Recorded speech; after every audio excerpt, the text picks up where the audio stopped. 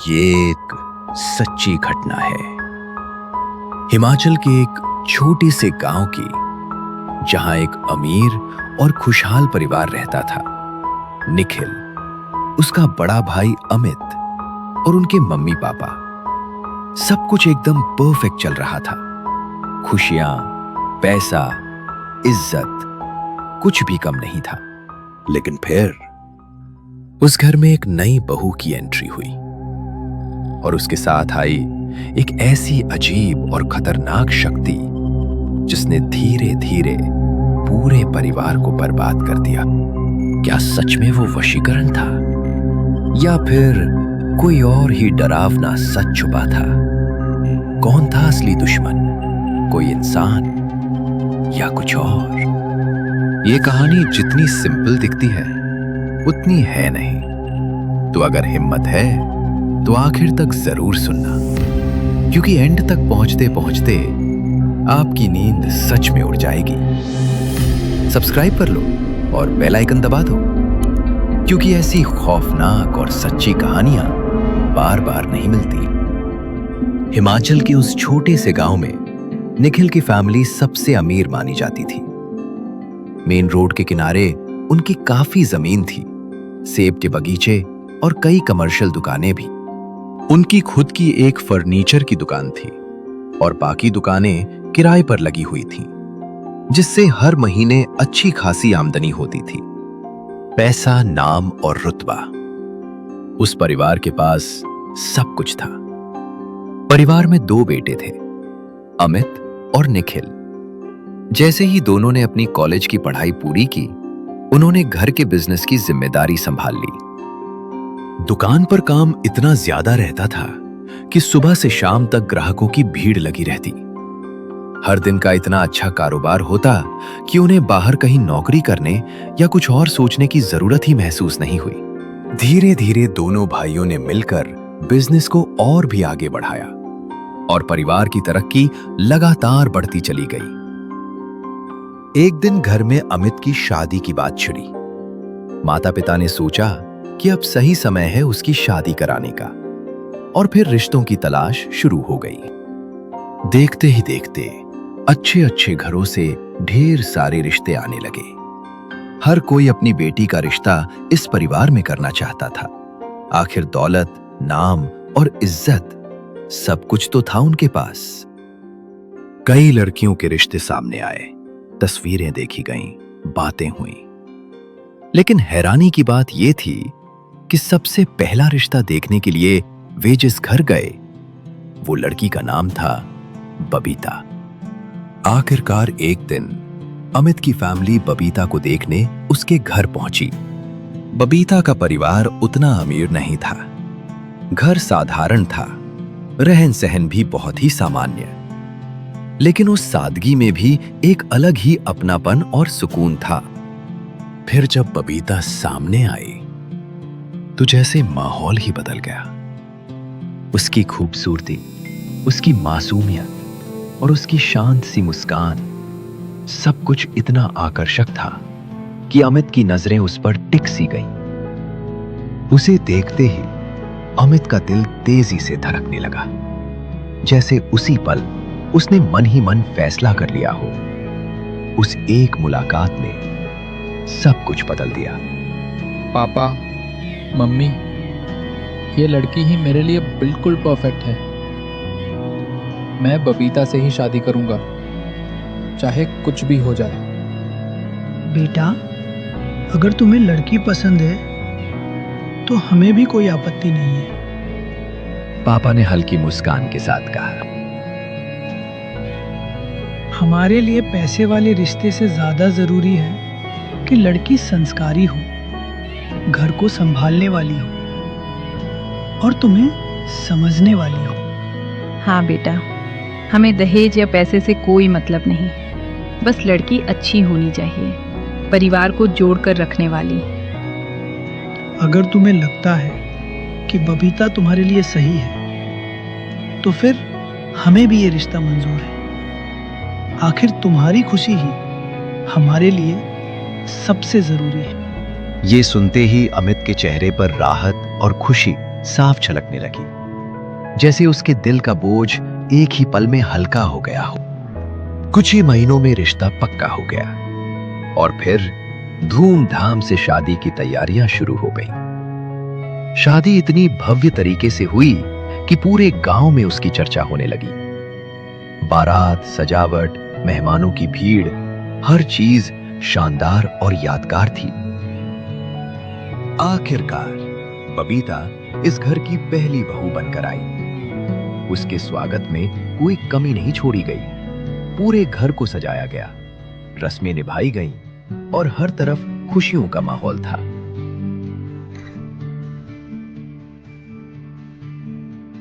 Mummy जी, आपने मुझे इतना प्यार दिया, मैं कभी नहीं भूलूंगी। अरे बहू, तू तो हमारी बेटी है अब। समय यूं ही बीतता गया और देखते ही देखते शादी को 1 साल हो गए। फिर एक दिन उस घर में एक और बड़ी खुशी ने दस्तक दी। बबीता ने एक प्यारे से बेटे को जन्म दिया।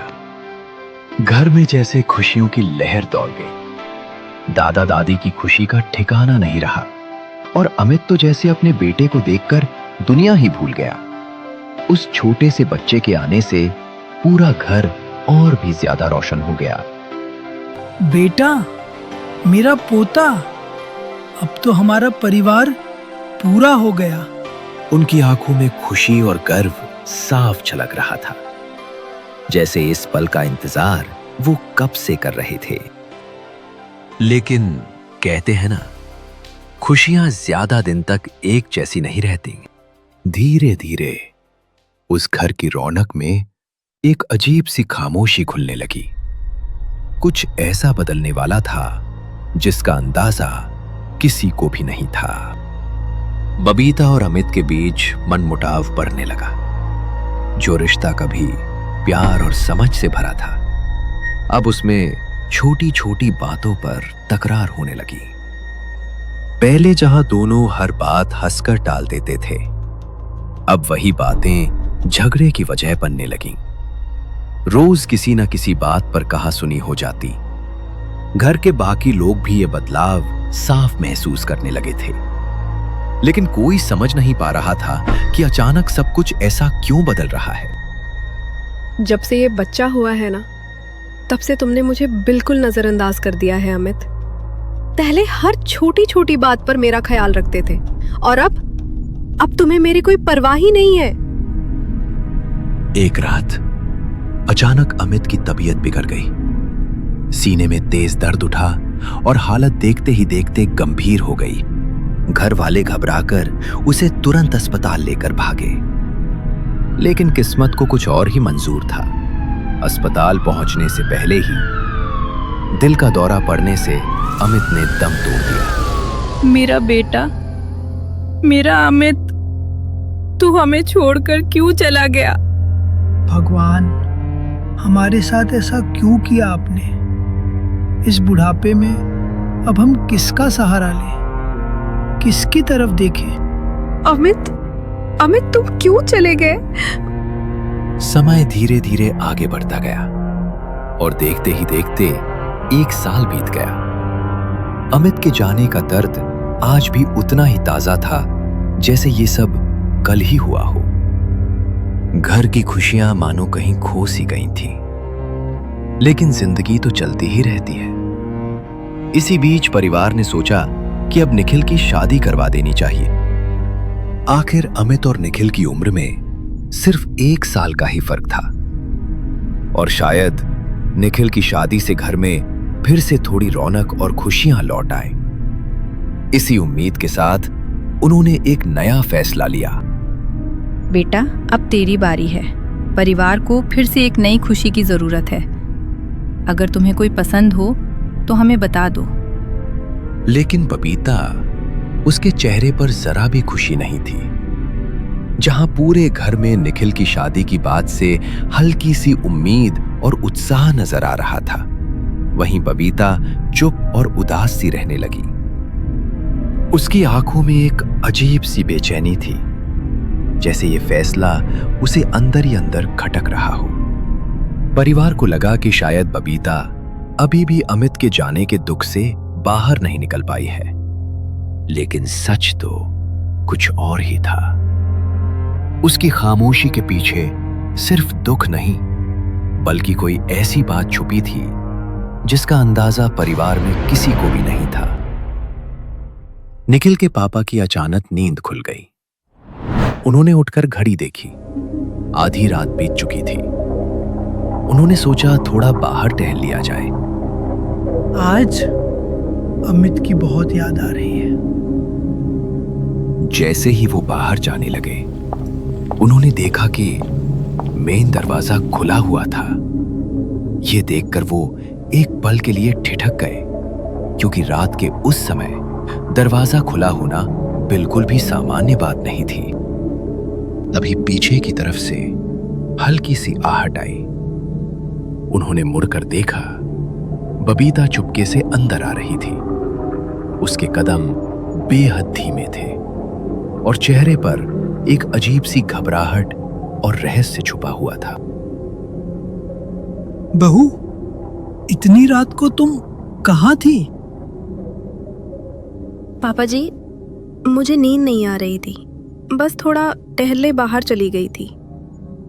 बच्चा सो रहा था, इसलिए आपको जगाया नहीं। सॉरी। इतनी रात को बाहर मत जाया करो, सुरक्षित नहीं है। अगर टहलना हो तो छत पर ही घूम लिया करो। बबीता अंदर चली गई,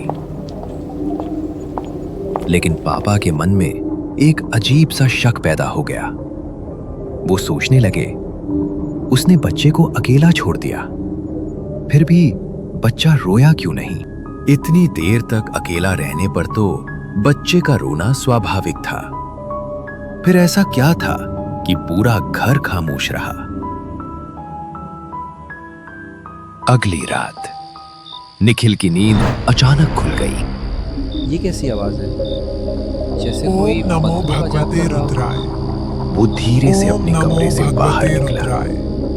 और कदम कदम ओम संभालते नमो हुए भगवते रुद्राय। बबीता के कमरे की तरफ ओम बढ़ने नमो लगा। भगवते रुद्राय। दिल तेजी से धड़क ओम रहा था, नमो भगवते रुद्राय। लेकिन जिज्ञासा उसे आगे बढ़ने से रोक नहीं पा रही थी। दरवाजे के पास पहुंचकर उसने चुपके से अंदर झांक कर देखना शुरू किया। ये क्या हो रहा है? अंदर से बच्चे के रोने की आवाज आने लगी। सो जाओ बेटा, मम्मी यही है ना।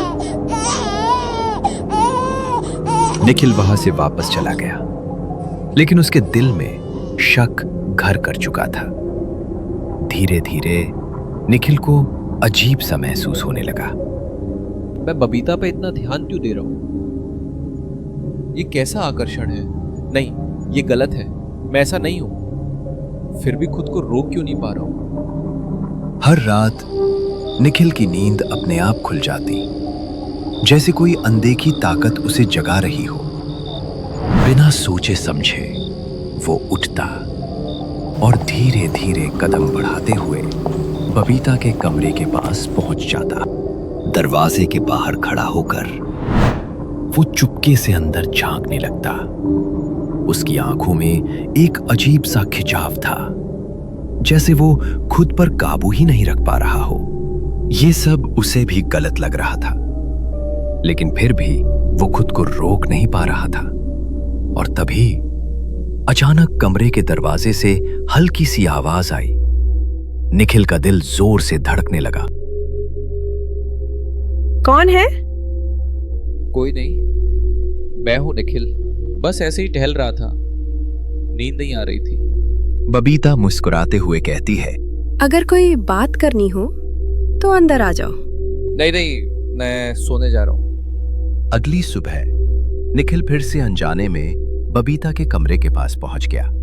उसके मन में जैसे एक अजीब सा खिंचाव था। वो खुद भी समझ नहीं पा रहा था कि बार बार ऐसा क्यों हो रहा है। वो बबीता से मिलने ही वाला था, लेकिन तभी पता चला कि बबीता नहाने गई हुई है। निखिल के कदम खुद ब खुद बाथरूम की तरफ बढ़ने लगे। दिल तेजी से धड़क रहा था, सांसें भारी हो रही थी। फिर भी वो खुद को रोक नहीं पाया। वो धीरे से बाथरूम के पास पहुंचा और चुपके से अंदर झांकने की कोशिश करने लगा। तभी अचानक पास रखी टेबल पर रखा एक गिलास उसके हाथ से टकराकर नीचे गिर गया। ठक की तेज आवाज पूरे कमरे में गूंज गई। निखिल एकदम से घबरा गया कौन है? और तभी बबीता बाथरूम से बाहर आती है, शरीर पर बस एक तौलिया लपेटे हुए। वो एक पल के लिए ठहरती है और सामने खड़े निखिल को देख लेती है। उसके चेहरे पर हल्की सी मुस्कान उभर आती है, जैसे वो सब कुछ समझ चुकी हो। लेकिन निखिल उसे देखते ही बुरी तरह घबरा जाता है। उसकी सांसें तेज हो जाती हैं, दिल जोर जोर से धड़कने लगता है। वो बिना कुछ बोले तुरंत वहां से भाग कर भी खुद को रोक नहीं पा रहा। बेटा, मुझे भी एक रात वो चुपके से घर के अंदर आते हुए दिखी थी। और मुझे भी कई बार रात को दरवाजे के पास एक औरत की परछाई दिखाई देती है। वो बिल्कुल बबीता जैसी लगती है। पापा, ये कोई काला जादू है। मुझे लग रहा है मैं पागल हो रहा हूं। पूरी फैमिली घबराकर मंदिर पहुंची। वहां जाकर उन्होंने पंडित जी को सारी बात विस्तार से बताई। घर में हो रही अजीब घटनाएं, निखिल का बदलता व्यवहार और बबीता को लेकर उनके मन में उठ रहा शक।